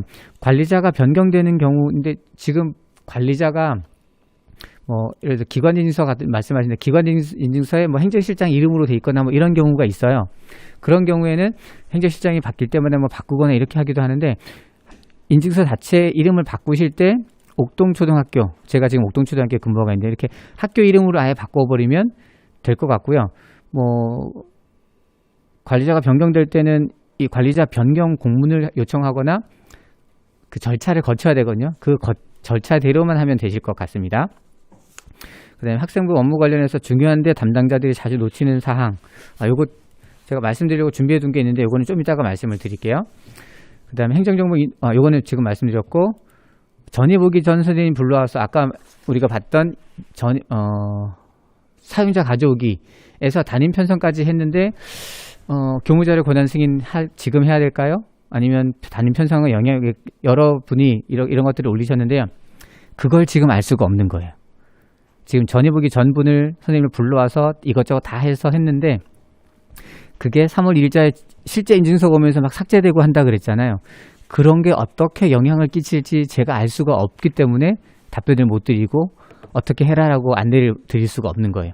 일단 이미 담임 편성을 했으면 교무자료 권한 승인 관리도 지금 하시면 되겠죠. 그래서 그 권한이 다 살아있으면 그대로 쓰시면 되고 없어지면 다시 하셔야 될 것 같고 그리고 만약에 없어지지 않았다라고 하시면 이분이 이전 학교에서 받아서 필요 없는 권한 이런 것들은 다시 주셔야 돼요. 그러니까 이제 어차피 다시 확인을 하시고 권한 막 이런 복잡한 것들이 있어요. 그래서 전입 선생님이 많을 경우에는 일단 한번 해보시는 것도 괜찮겠지만 전입 선생님이 많지 않을 경우에는 3월 달에 그냥 처리하셔도 지금 있는 분들만 처리를 일단 다 해두셔도 시간은 그렇게 많이 걸리거나 뭐 그럴 것 같지 않습니다. 그다음에 정정대장 관련해서 문의가 왔는데요. 정정대장 목록, 회의 결과, 증빙서류 이렇게만 합철했는데 기한문도 같이 합철할 필요는 없겠죠. 네, 요거는 기본적으로는 정정대장 목록 이게 정정대장 그 출력한 거고요. 그다음에 증빙 자료만 합철하도록 되어 있어요. 그런데 회의 결과나 이런 것들을 이제 같이 넣어주면은 좋다라고 합니다. 왜냐하면 감사나 뭐 이렇게 오면 정정대장은 반드시 보는데 그때 정정대장 목록과 정정대장과 이제 증빙 자료만 있으니까 회의록, 회의 결과, 기한문을 다 다시 요구를 하거나 그걸 다 다시 확인을 해서 이렇게 해야 되거든요. 그러다 보니까 이걸 찾기가 어려울 수 있어요. 왜냐하면 학년도가 바뀌고 되면 그 권한, 그때의 문서를 조회조차 안 되거나 보지 못하거나 뭐 하여튼 복잡한 것들이 생기더라고요. 그래서 어차피 필요한 거기 때문에 이런 회의 결과 또는 기한문 이것도 그냥 합쳐를 해도 괜찮습니다. 원칙은 정정대장 목록, 즉 정정대장과 증빙 자료만 합쳐하면 됩니다. 그 다음에 행정정보는 신입생만 전입생, 이거는 말씀을 드렸죠.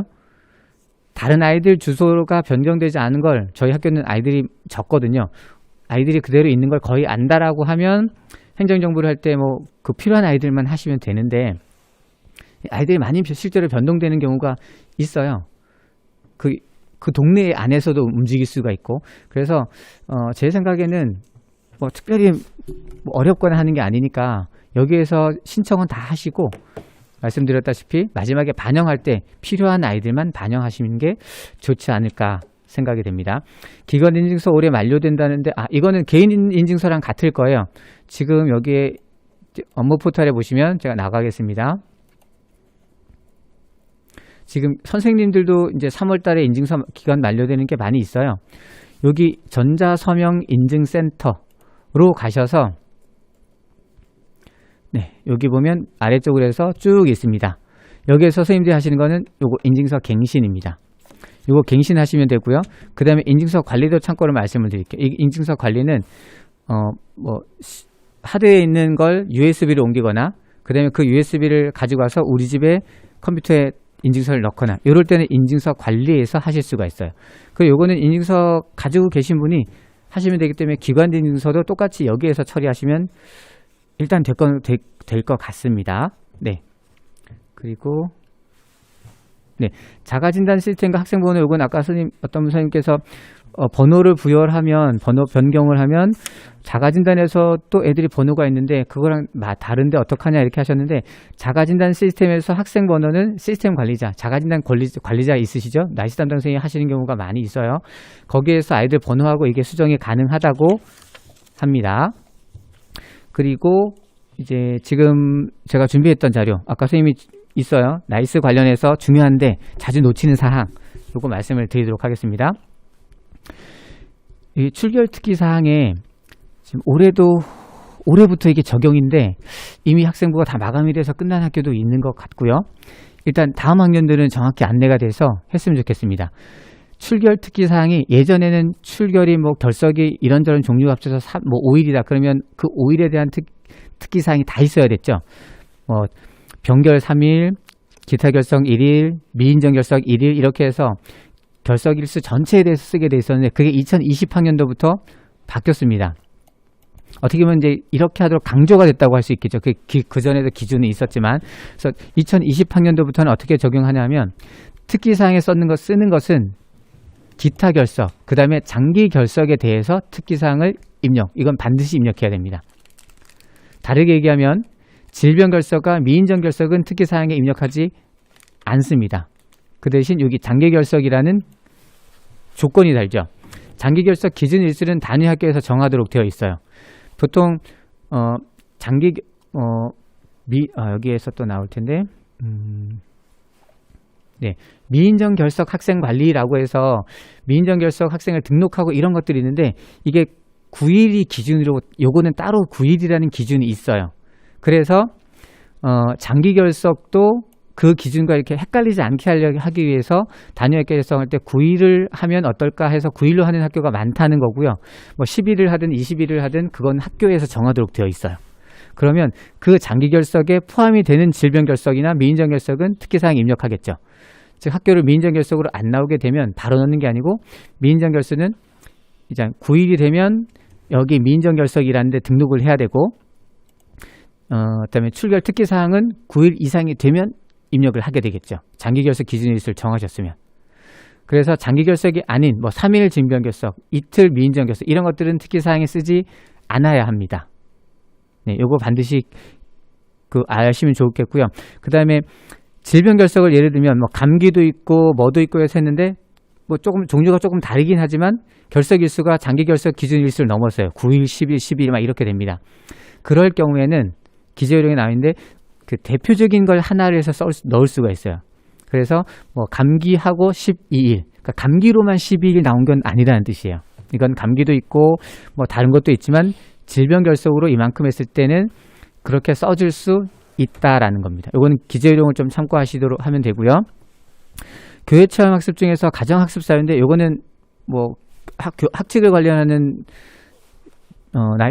교무부장님이나 이런 분들도 알고 계셔야 될 텐데, 당연히 이거는 나이스 담당 교사도 알고 있어야 되고 선생님들도 알고 계셔야 돼요.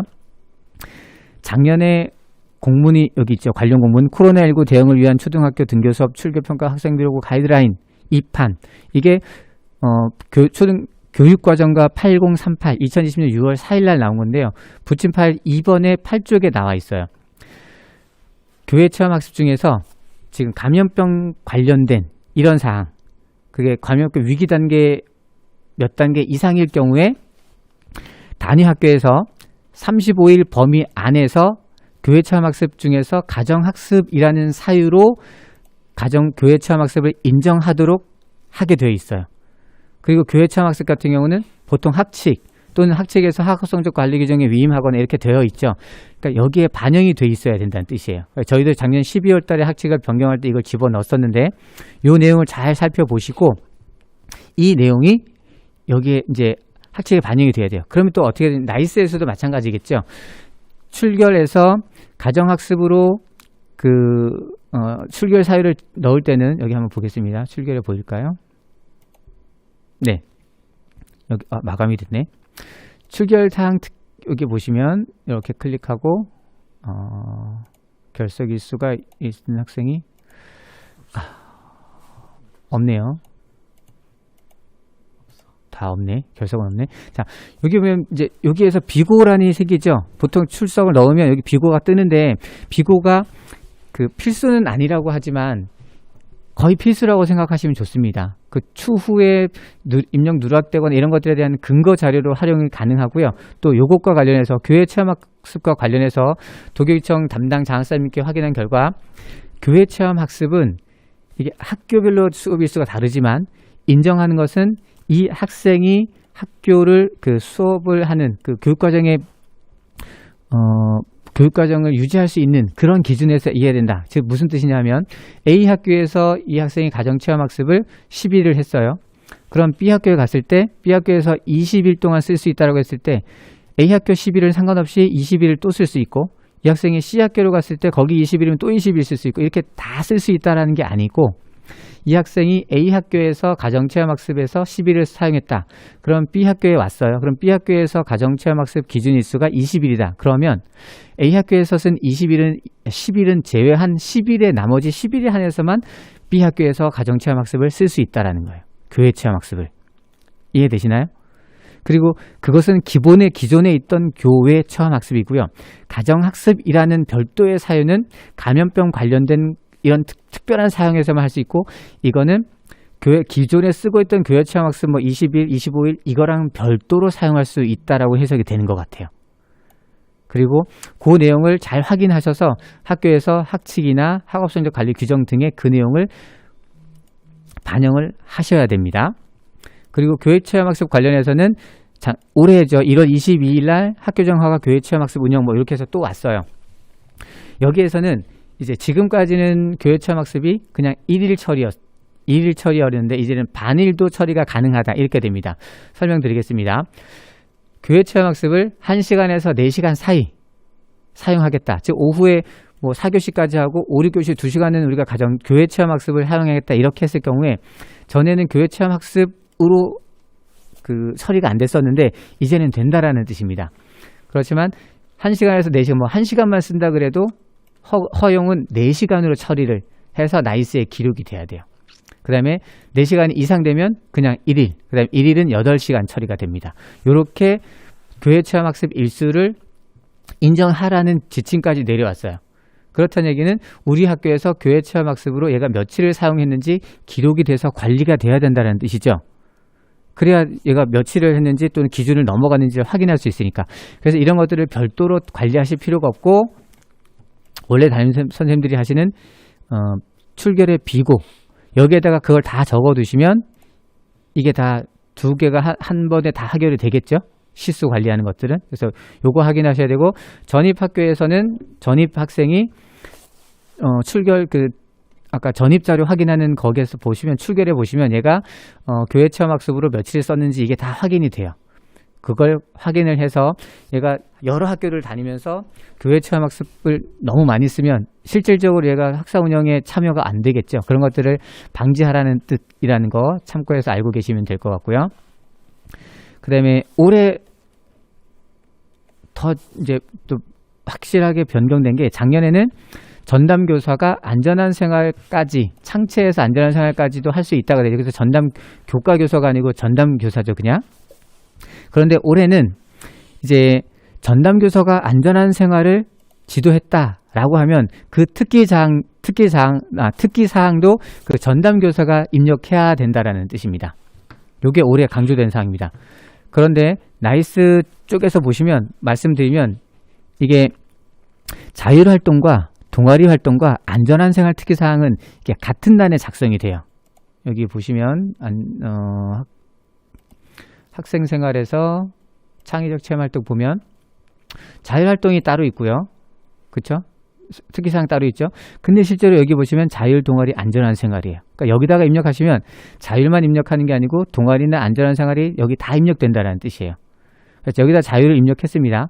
그 다음에 동아리에 가서 입력은 동아리는 여기서 하시거나 또는 학생부 자료에서 하실 수 있다고 그랬고요. 그다음에 안전한 생활이 있으니까 보겠습니다. 안전한 생활 가서 이렇게 보시면 여기 뜨죠. 근데 이거는 여기 보면은 안전한 생활인 것처럼만 보여요. 근데 실제로는 여기가 안전한 생활만 있는 게 아니고 저기에서 자율활동 쓴 거 있으면 여기에 나와요.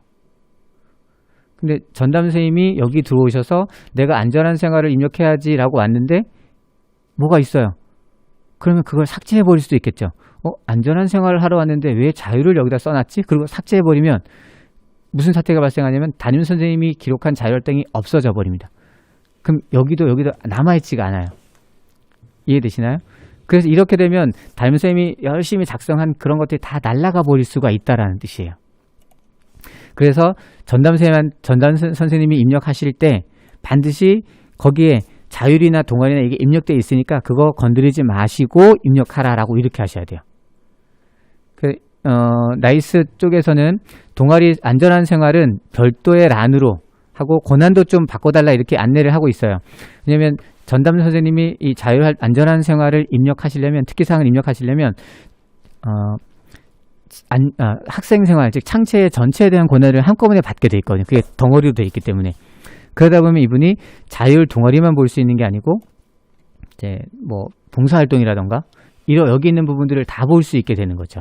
그래서 필요 이상의 권한이 부여되는 그런 거 원래는 나이스는 필요한 권한만 부여되게 하는 건데 지금은 시스템상 안전한 생활을 기록하려면 창체 전체를 볼 수 있게 된다라는 것도 알고 계시고 그렇기 때문에 전담 선생님께서 안전한 생활 입력하실 때는 반드시 다른 것들은 건드리지 마시고 안전한 생활만 딱 입력을 해달라. 요거 꼭 말씀하시고 확인을 잘 하셔야 되고 필요하면 자율활동이나 동아리 활동 미리 먼저 입력을 담임 선생님이 하셨으면 그건 어디에 백업을 받아 두셔서 이게 삭제된 경우에를 좀 대비하는 뭐 이런 것들도 필요하지 않나 생각이 됩니다. 그리고 이번에 2월달, 1월달에 생활기록부 그 자문을 하면서 해드리면서 본 것 중에서 요구에 꼭 말씀을 드릴 게 있더라고요. 하나가 요거 출결이었고요. 그 다음에는 창체. 창체에서 보면 자율, 동아리, 안전한 생활은 함께 한다 그랬죠. 그 중에 안전한 생활은 1, 2학년만 해당이 되겠지만 예시가 1, 2가 있어요. 예시 1을 먼저 보겠습니다. 이렇게 쭉 나와 있고 신나는 그림책 놀이 쭉 와 있습니다. 어떤 영역이 입력된 걸로 보이시나요? 일단 찾아가는 표현이 자유를 같죠. 자유를 쭉 입력하다가 여기까지. 여기서 이제 뭐죠? 신나는 그림책 놀이 가로쳐져 있고 그렇죠. 동아리 활동이죠. 동아리 활동 입력을 하셨네. 쭉 보고. 그러면 지금 1학년인데 안전한 생활은 어디 갔죠? 이렇게 되죠. 근데 잘 읽어보면 요거는 안전한 생활이에요. 그러니까 자율과 동아리와 안전한 생활을 다 붙여버렸죠. 이러다 보니까 이 안전한 생활은 별도로 꼭 입력을 하도록 되어 있는데 이게 여기 붙어 있거나 아니면 안전한 생활이 이게 여기로 와 있을 수도 있어요. 이러면 자율과 안전한 생활이 구분이 되나요? 안 되겠죠. 그러면은 나이 학생부를 3차 점검하도록 돼 있었잖아요. 점검을 하실 때 자율은 있는데 안전한 생활은 특기사항 입력이 안 됐네요. 이렇게 될 수도 있는 거예요. 그리고 올해는 넘어갔다고 하더라도 이 학생이 3학년, 4학년, 5학년, 6학년 됐을 때도 매년 학생부 점검을 하는데 그때마다 안전한 생활은 어디 있지? 이게 안전한 생활인가? 계속 봐야 돼요. 그래서 입력을 하실 때 이렇게 입력하는 걸 권장드립니다. 자율활동이 제일 먼저거든요. 보통. 그럼 쓰시고 문단만 바꿔서 이거 동아리 활동 넣으시고 또 안전한 생활도 문단 바꿔서 넣으시고 이러면 구분이 따다닥 되죠. 그러니까 누가 봐도 점검을 할 때 별로 뭐 궁금하거나 문제 제기가 안 되겠지만 이런 식으로 쓰면 담임 선생님은 아시지만 다음 연도 그 다음 연도 보시거나 학생부 점검하는 옆반 선생님 보실 때는 이게 정확히 모르겠다는 거죠. 그래서 영역이 잘 구분될 수 있게 이렇게 하시고 어떤 학교에서는 어떤 선생님들은 아예 얘까지도 또 이렇게 구분을 하기도 합니다. 우리의 교과 보면 지금 보면 한 칸씩 다 강제로 띄어져 있죠. 구분을 정확히 하기 위해서 그런 거거든요. 얘처럼 자율활동이 창체에서 이런 것도 여러 개의 영역이 한꺼번에 있을 때는 이런 식으로까지 하셔서 구분을 해도 좋습니다. 근데 이렇게까지는 안 하더라도 적어도 문단 정도는 영역을 구분하시는 거에 담임 선생님께 편합니다. 안 그러면 아까 말씀드린 것처럼 입력이 어느 항목이 입력이 됐니 안 됐니 계속 나오거든요. 요거 꼭 확인을 해주시면 좋을 것 같습니다. 그 다음에 진로 활동 분야는 아까 말씀을 드렸죠. 진로 희망 분야나 직업을 정한 학생은 필수로 입력해야 하고 선택을 하지 못한 학생만 선택적으로 입력하지 않을 수 있다. 학급 전체를 담임 선생님이 나는 입력하지 않을 거야 하는 거는 아니라는 거고요. 그 다음에 이거는 중학교 진로지도에서 다 제공이 됐죠. 그 다음에 어제 나이스 자문을 했던 것 중에 하나가 이겁니다. 2017년 학생이 이미 지금 고등학교 1학년이 된 1학년인지 고등학생 같은데 졸업생인데 이 진로 정보를 보내달라고 해서 요청을 했답니다. 그거 요청을 하면 나이스에 바로 떠요. 그러면 이거 어떻게 되면 해당 학생에게 동의서를 초등학교에서 졸업한 중학생이든 고등학생이든 그 아이에게 동의서를 받으셔야 돼요. 받으시고 그 다음에 여기 오시면 졸업생 동의 여부에서 가셔서 조회하시면 아이들이 뜹니다. 2017년도면 이렇게 되겠죠? 이렇게 뜨고 6학년 뜨고 또 6학년을 하려면 지금 안 뜨죠. 그럼 어떻게 해야 되나요?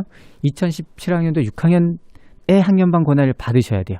그리고 학년반 권한이기 때문에 기본 메뉴에서 권한 승인 결제도 받으셔야 되죠. 그리고 나서 조회해야지 조회가 돼요. 그리고 여기에서 그 학생을 찾아서 동의로 바꿔주시고 이거를 동의로 바꿔주시고 자료 반영을 하시고 그리고 여기 오시면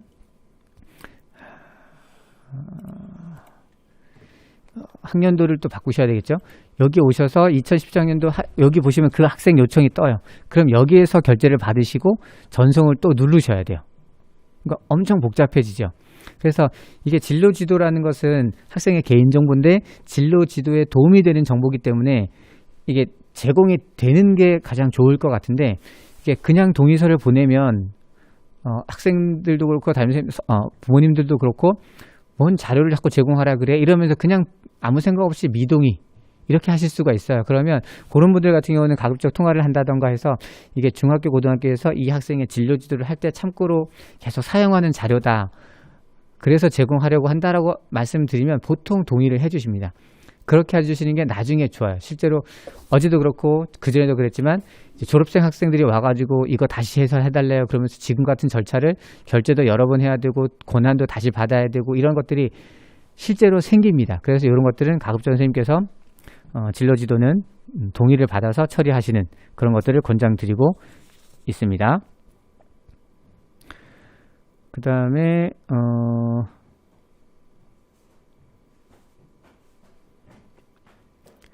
지금 교육체험학습 시간 관련했다고 활용해서 선생님께서 뭐 학생 선수 일수 산정하되 조퇴 이후에 뭐 이런 것들 학교에서 규정을 만들어서 해야 되냐 이렇게 말씀하셨는데, 그건 학교에서 규정을 만들어서 하실 수도 있고요.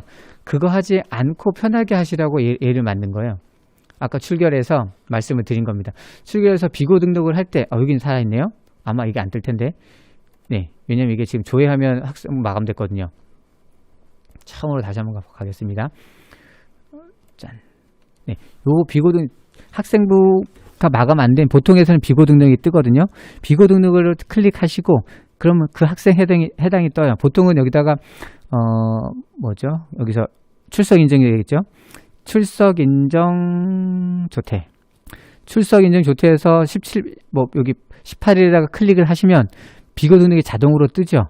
거기에 써 넣으실 때 얘는 가정학습, 뭐 교회체험학습이다 그러면 교회체험학습 4시간 이렇게 쓰시면 되겠죠. 조퇴를 1시간을 하든 2시간을 하든 비고 등록에다가 그걸 써두시면 이건 선생님이 계속 확인할 수 있는 사항이잖아요. 그러니까 별도로 어디에 뭐 넣거나 뭐 하실 필요가 없다는 거죠. 그냥 요 규정만 적용해서 조퇴든 아니면 결석이든 교회체험학습이다라고 하면 반일이냐 1일이냐 요것만 비고란에 넣어주시면 되죠. 그렇게 처리하시는 게 가장 간단할 것 같습니다. 그 다음에 신설학교로 저리 보는 학생들은 어떻게 나이스 처리를 해야 되냐 이렇게 질문하셨는데요. 이거는 신설학교 그 준비단이 있었고 지금 몇 년 동안 원주 지역에는 여기서 신설학교가 계속 있었어요. 거기에서 어떻게 처리했는지를 보셔야 될 것 같아요. 근데 제가 그걸 안 해봤기 때문에 정확히는 모르겠고요. 일단 기본적으로 전입은 여기는 학생들이 많겠지만 그래서 뭔가 새로운 방법이 있을 수는 있지만 나이스 여기 정보원에서도 여기서 새로운 뭐 있는 거는 제가 듣지를 못했고요. 보통 그냥 전입학교에서 전침 조리를 하게 되겠죠. 전입관리에서 전입에서 여기 자료를 쭉 요청을 하셔야 될 것 같은데 여기에도 뭐 일괄 등록이라든가 뭐 이런 게 없어요. 아니면 하나 방법할 수 있는 거는 이제 일괄 전입생으로 처리할 수가 있겠죠. 근데 이거는 기본적으로는 그 통폐합 학교에서 관련된 거라 그랬는데 지금 신규 신설 학교에서는 이 메뉴를 쓰면 좋을 것 같긴 하거든요. 이거는 전출 학교에서 처리를 해주는 거예요. 그 대신 원주에 예를 들면 원주에 지금 신설 학교가 있으니까 원주에 있는 많은 학교에서 여기로 처리를 하는 거죠. 여기로 처리하면 여기에서 학생들을 반별로 다 등록을 할 수가 있어요. 여기에서 신설학교 이름이 모르겠는데 그래서 신설초등학교다라고 하면 여기 학년 반에서 조회하시고 여기에서 등록 버튼을 누르시면 전체가 떠요. 그럼 여기에서 학생들을 이렇게 클릭하셔서 학교물 전입학교 클릭해서 신설학교를 찾으면 되겠죠. 그리고 전입일자는 3월 1일, 2일 이거 참 애매하네요. 보통은 전입생만 입학생만 동일한 날짜로 할 수 있으니까 3월 2일로 하셔도 좋을 것 같아요. 전입 여기 신설초등학교 이름 쳐서 쓰시고 저장하시면 이 학생들이 쭉 뜹니다. 다 신설초등학교로 가는 아이들이죠. 그리고 나서 학적 반영해서 전송하면 그러면 전입학교에서 오면 그 전출학교에서 보낸 자료가 떠요. 그럼 여기서 학년반을 쭉 배정을 하시면 되겠죠. 근데 이거는 보통 통폐합 학교에서 이렇게 하거든요. 지금 신설학교일 경우에도 이렇게 하는지는 제가 알 수 없습니다. 그래서 이거는 도교육청이라던가 아니면 신설학교 그 추진단 뭐 이쪽에 확인을 하셔서 이 통폐합 학교처럼 통폐합 학교 전출 학생 처리로 하는지 그게 아니면 그냥 전입학생으로 처리하는 전입학생으로 하면 조회에서 등록을 학생 한 명 한 명씩 다 하셔야 되죠. 그렇죠? 한 명 한 명씩 전부 다 전입학 처리해서 찾아서 넣고를 뭐 신설학교면 학생이 엄청나게 많을 텐데 그걸 다 하셔야 됩니다. 그러니까 이게 좀 불편하기 때문에 좀 더 편하게 처리할 수 있는 건 통폐합 학교 하듯이 통폐합 학교 전출 학생에서 전출 가는 학교에서 일괄적으로 그 학교로 다 보내주는 게 있습니다. 이게 이 메뉴를 사용할지 전입관리를 사용할지는 제가 할 수 없기 때문에 다시 한번 말씀드리지만 신설학교 그 추진단이라던가 도교육청이라던가 뭐 여기에 확인을 하셔야 될 것 같습니다. 이거는 제가 말씀드리기가 참 어렵습니다. 요거 생기부 활동 요거는 제가 따로 또 준비를 한 거라서 일단 잠시만요. 이거 정보원에 업로드 시킬 수 있을까요? 네. 요거 생활기록부 작성 유의사항이라고 제가 한 것도 정보원에 파일을 드리고 하면 오늘 오후에는 똑같이 교육과학 정보원에 강원교육과학 정보원에 오셔서 우리 강의 자료 다운 받을 수 있도록 해 드리겠습니다. 그리고 설명하시면 돼요. 얘가 지금 실시간으로 올라오는 건가요? 이게 다 올라오고. 네. 지금 11시 반쯤 됐는데 아직 추가로 문의는 올라오고 있지 않네요. 어제 주요 질문을 한번 보고 말씀을 좀 드리겠습니다. 그리고 추가로 말씀드릴 게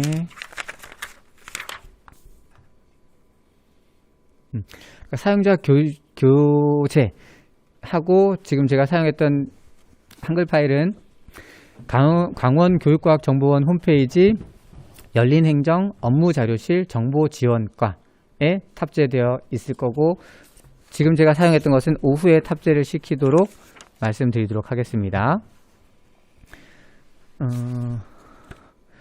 입학생 이거는 이미 다 한 것 같고요. 여기에 올해 3월 4일 개학인 학교가 있네요. 이런 경우가 조금 문제될 수 있어요. 어떤 문제가 되냐면 3월 4일 날 개학인데 다른 학교는 3월 2일 날 개학을 했죠. 그래서 그러면 3월 4일 날 전입 온 학생은 학교를 3월 2일 날 전출 학교를 갈까요? 안 가겠죠. 이미 전입은 3월 4일 날 여기 왔는데 우리 학교가 3월 4일 개학이기 때문에 학생은 3월 4일 날로 오라고 했고 그러면 얘는 3월 2일, 3월 3일에 전출 학교로는 안 가겠죠. 근데 전출 학교 입장에서는 또 어떻게 되죠? 얘가 전출 가는지를 모르는데 3월 2일, 3월 3일을 학교를 안 왔어요. 그럼 거기서는 결석 처리를 하겠죠. 그렇죠? 그래서 이런 경우에는 이게 방학 때도 마찬가지. 여름방학이나 이럴 때. 여름방학이 있고 여름방학이 아니고 이게 왔다 갔다 하기 때문에 이런 것 때문에 원칙적으로는 전입 요청이 딱 오면 그때 전입을 받아라라는 거예요. 그런데 만약에 3월 4일 날 개학이라서 3월 4일 날 오라고 안내된 학생이 3월 4일 날 왔다라고 하시면 전입 자료 요청을 선생님께서 3월 2일로 하시는 거죠. 지금 여기 문의하신 것처럼 학적 반영일이 3월 2일이라는 것은 전입 자료 요청일이 3월 2일이 되는 거고 그 다음에 전출 학교에서는 3월 1일자로 보내주는 거예요. 그러면 3월 2일 일자로 보내고 선생님 학교에 3월 2일 날 왔는데 개학이 3월 4일이니까 학생이 학교로 오는 건 3월 4일이 되겠죠. 이해되시겠죠? 네, 그렇게 처리를 하시고 여름방학이나 이럴 때는 일단 학생 자료를 받으셔서 학적 반영을 하시는 게 좋습니다. 그래야지만 여름방학 이럴 때 서로의 학사 일정이 달라서 얘는 분명히 이야기가 다 됐는데 그 결석으로 체크가 된다던가 이런 것들을 방지할 수 있습니다. 네. 그리고 또 밑으로 보겠습니다. 진급 처리 작업, 요거는 어제 답변 드렸던 건데 진급 처리 작업이 다 된 다음에 바로 학생을 확인할 수 있나요? 물어보셨죠. 이때 담임교사가 반편성이 되고 결재를 받아야 된다고 했고요. 그 다음에 교무 학년도를 2021 학년도로 변경해 주어야 볼 수 있다 그랬어요. 왜냐면 이건 2021년도 자료니까. 근데 지금 다 끝나셨으니까 지금 2월 한 24일, 5일 됐는데 23일이네요. 23일, 24일 이때 아예 교무 학년도를 2021학년도로 변경해서 지금 현재 있는 분들 같은 경우가 바로 2월 달이지만 들어가서 아이들 자료 보고 아이들에서 뭐 이것저것 할 수 있느냐 가서 보시고 이렇게 할 수 있어요. 그런데 뭔가 입력을 할 때 날짜가 들어가는 거라던가 이런 것들은 시스템에서 미래 날짜는 입력이 안 되게 막혀 있고요.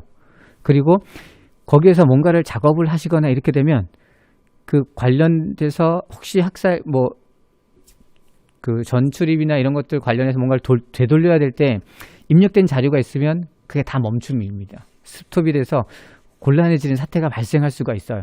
그래서 마음은 좀 급하시다 하더라도 가급적이면은 편성이나 이런 것들을 하셨다고 하더라도 3월 2일에 그 교무학년도도 3월 2021학년도로 바꿔주시고 담임 선생님도 그때 들어가서 보실 수 있게 해주시면 좋을 것 같고요. 그다음에 전입 교사 선생님들 같은 경우는 아직 권한 부여가 잘 안 돼서 학년반을 볼 수도 없기 때문에 아까 처음 연수 때 말씀드린 것처럼 반 배정, 진급자 학적 진급 처리해서 반 배정한 것들 출력해서 보내드리라고 제공해드리라고 말씀드렸잖아요. 그거를 하시라는 말씀입니다. 여기 반편성 결과 조회해서 배정반으로 조회한 걸 출력하셔서 이제 새로운 담임 선생님들, 요거는 뭐 지금 계시던 분이든 전입 온 분이든 이거를 제공해주는 거는 필수라고 생각하시면 좋습니다. 그리고 담임 선생님께서는 받으실 때 그냥 이름만 쭉 몇 번 이름만 쭉 부르시는 게 아니고 처음이니까 너 몇 학년 몇 반에서 왔지를 꼭 확인하시는 게 필요합니다. 뭐 1학년이 전체가 다 한 개 반밖에 없는 학년이다라고 하면 상관이 없겠지만 2개 반, 3개 반 있으면 제가 재작년에 한 경우는 2개 반이었어요. 2개 반이었는데도 진급을 했을 때 동명이인을 잘못 처리해가지고 몇 달 후에 그거 처리하느라고 엄청 어려웠었거든요. 그래서 일단 2개 반 이상이다라고 하시면 그 처음 담임 선생님이 아이들 이름을 부를 때 1번 누구, 3학년 몇 반에서 왔지, 이걸 꼭 확인을 하셔야 돼요. 그래야지만 나중에 반 변경이나 이런 것들을 막을 수가 있어요. 그 다음에 반 변경을 하더라도 바로 3월 2일 날 처리하시게 되면 큰 문제가 없거든요. 이런 것들도 꼭 확인을 하셔서 사용을 하시면 좋을 것 같습니다. 그리고